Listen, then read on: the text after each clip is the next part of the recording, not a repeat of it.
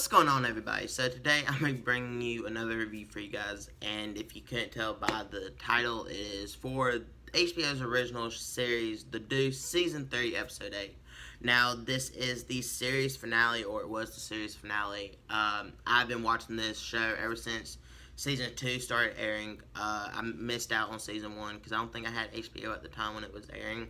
But, I watched it and fell in love with it, and now we're here at the end. This show right here has been a phenomenal show from start to finish. I have loved just about every moment of it. Yeah, they have some scenes, throughout the show that never really fit that episode, or, it just didn't make sense for the episode. But, in this final episode, all of those small little moments that I had problems with certain characters, of them, like, Gene, the in the closet detective, going to like the underground bathhouses, it all came full circle in this final episode, and it's like these people have had this planned out from the very first episode, and the finale really shows that they have had this whole show from start to finish planned out before they ever started filming this. And you have to give them credit for that, because a lot of shows do not do that. They, have a good idea, they have a premise, they have the characters, they have the first couple, maybe the first season, but then after that they might not know how everything's going to end until later on when they're writing, keep writing and writing and writing and see how everything unfolds. No, this show, I didn't think that they did from, the get-go, but this last episode truly, captivates everything about this show and wraps everything, every little, plot line, and there's a lot of different plot lines, in this show up, and it's done beautifully. This show, of course, it shows where Vincent is, what's happening to all these different people, with, they've been trying to clean up the Deuce forever, since the very first season, and they finally have it.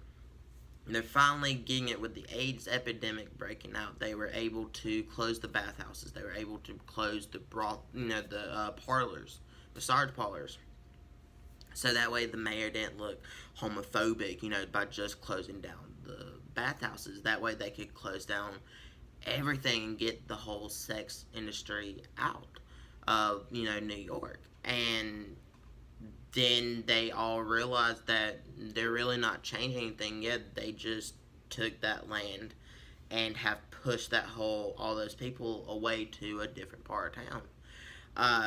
And, that's the whole point in this show, and especially with this last episode, is we see all these characters that, they have been working and working to get to a certain place in their life. And, at the end of this, they all are kind of reflecting and looking back, and, they come to realization on,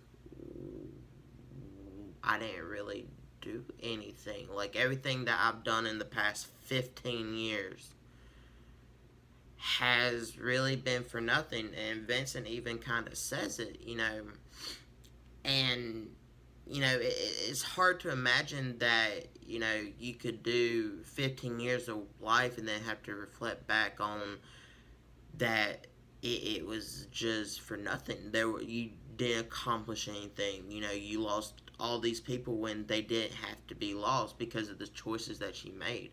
And it just goes to show us that in this day and age, or in this lifetime, you have to really think about the choices that you're going to make. You have to,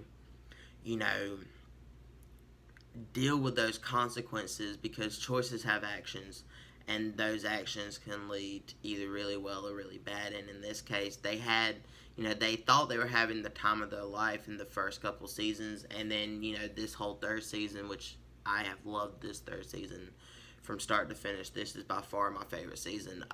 If you're new to the channel and you haven't watched any of my other reviews for the show, but seeing Abby and Vincent's relationship, seeing that, they truly do love each other.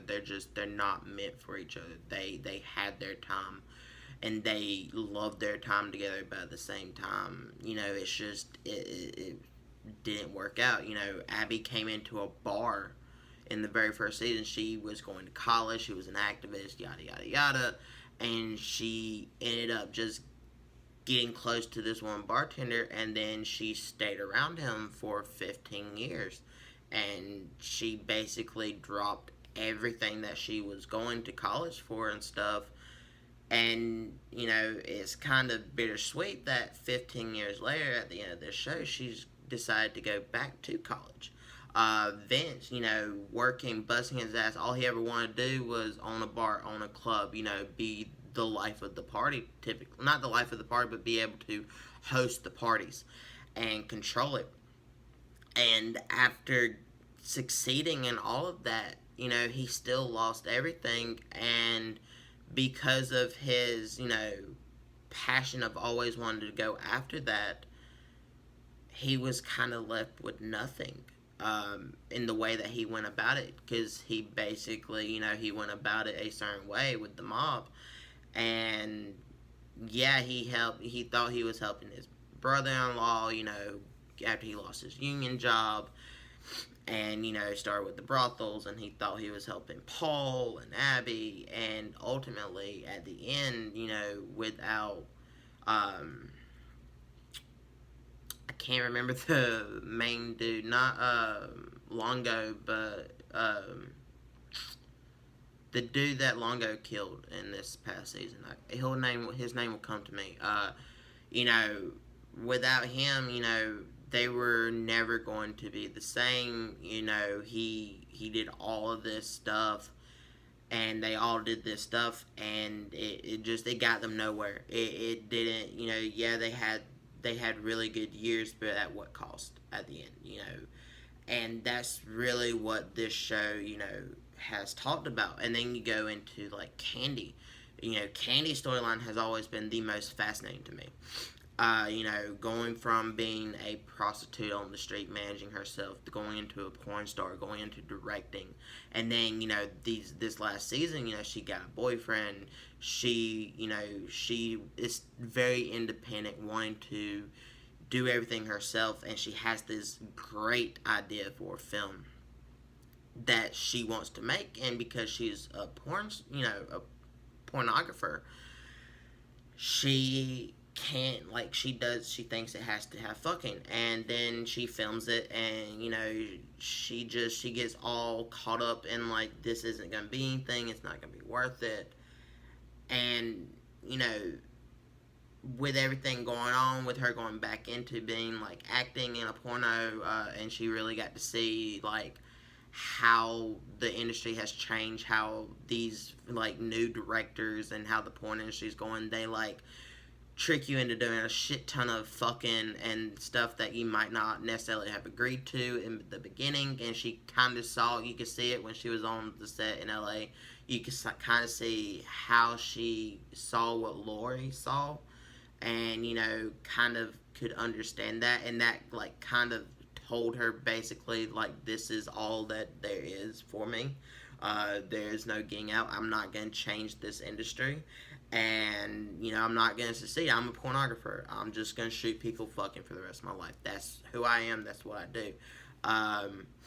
And Harvey has always been there in her corner, and I have loved his character forever.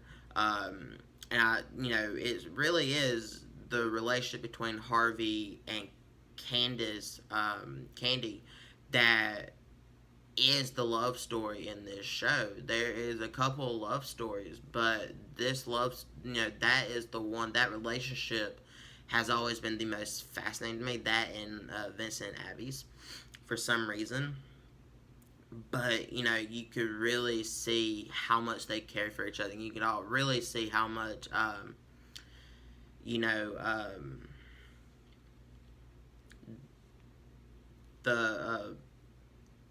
he wanted her to succeed, and when he watched her film, it really fucking moved him, because ultimately that's her life story. It was basically a biography about her life, and certain things, yeah, some of it was from other people's stories, but ultimately, majority of it was her life story, and that's how we learned a lot about her backstory. Uh, so, yeah, then it jumps to fucking 2019, which I was not expecting, and we're following Vince.